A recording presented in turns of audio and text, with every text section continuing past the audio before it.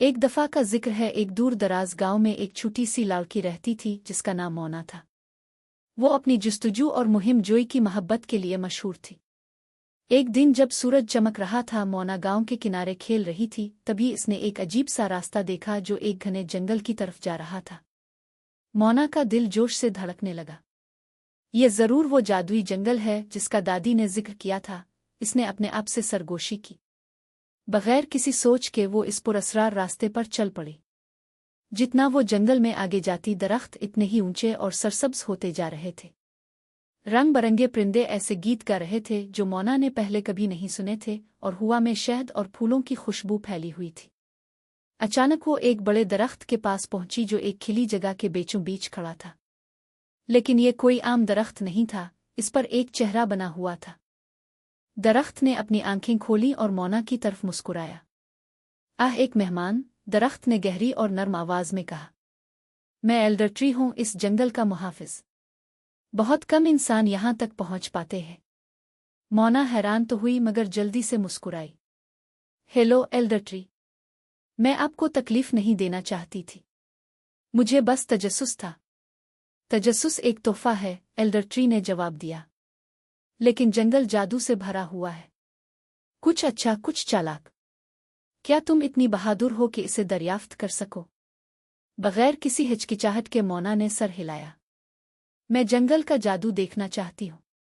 Elder tree ने अपने पत्ते हिलाए और शायरी में बोलने लगा, चमकती नदी की रोशनी को पाओ। मोना ने एल्डर ट्री का शुक्रिया अदा किया और चमकती नदी की तरफ चल दी। जंगल में खामोशी छा गई मगर दूर से आती रोशनी इसे रास्ता दिखा रही थी।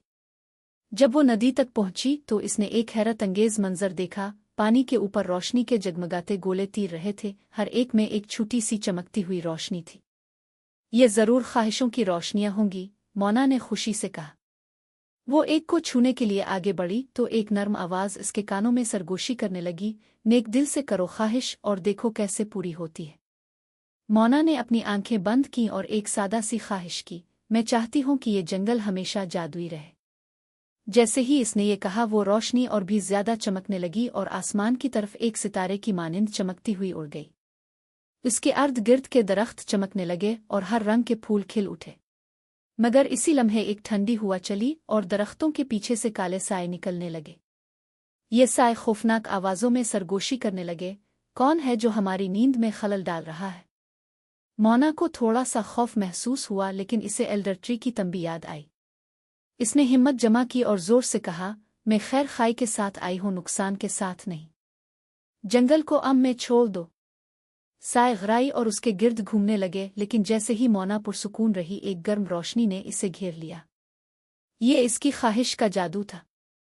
साए गायब हो गए और जंगल फिर से पुरसुकून हो गया। एल्डर ट्री की आवाज दरख्तों के दरमियान गूंजी, शाबाश प्यारी मोना, तुमने अपनी बहादुरी और नेकदिली से साबित कर दिया कि तुम काबिल हो। तुम्हारी नेक ख्वाहिश से जंगल महफूज हो गया है। मोना ने मुस्कुराते हुए जंगल को अलविदा कहा और अपने घर की तरफ लौट गई। वो दादी को अपने जादुई जंगल के सफर के बारे में बताने के लिए बेताब थी। इस दिन के बाद मोना को पता चल गया कि जादू सिर्फ जंगल में नहीं होता, ये हर इस दिल में होता है जो नेक, बहादुर और दुनिया की खूबसूरती में यकीन रखता है।